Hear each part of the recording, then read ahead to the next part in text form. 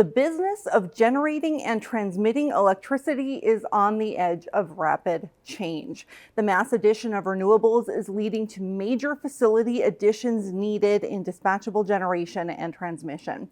Michael Pickens of S&P Global spoke to the board in October on these trends. Certainly the federal government is creating the incentives to transition faster to a deep decarbonized world. So we've got the tax incentives of the Inflation Reduction Act to aggressively build out wind and solar.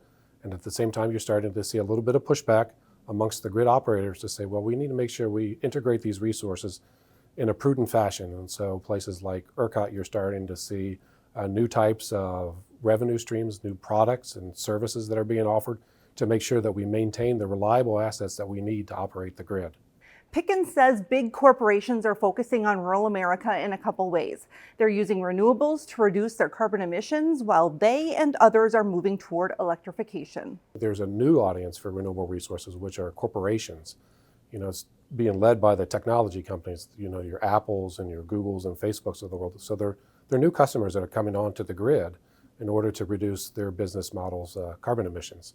And so they're non-traditional customers that we need to incorporate into the grid, but at the same time, we need to make sure that we can reliably operate the grid and make sure that we don't have instances that we've seen happen this year and in the years past around winter weather events, because we realize that those things have broad ramifications and lives are at stake. One of the things that we're seeing on the demand side is the electrification of other industries, which is going to bring us back to decades past. So before the pandemic, electricity demand was going quite rapidly.